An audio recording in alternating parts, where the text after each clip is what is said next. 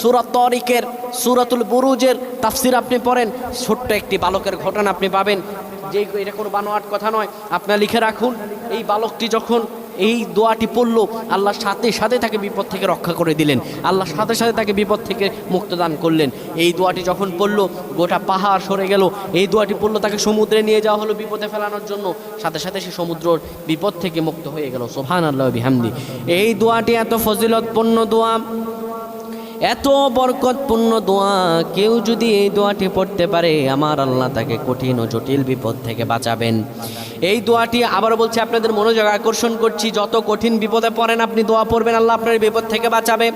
দোয়াটি হলো আল্লাহুম্মা কফিনিহিম বিমা শি'তা, আল্লাহুম্মা কফিনিহিম বিমা শি'তা। আপনি যত বিপদে পড়ে যান এই দোয়াটা পড়বেন, আল্লাহ জটিল ও কঠিন সকল বিপদ থেকে আপনারে বাঁচায়া দিবেন। আল্লাহুম্মা আমিন।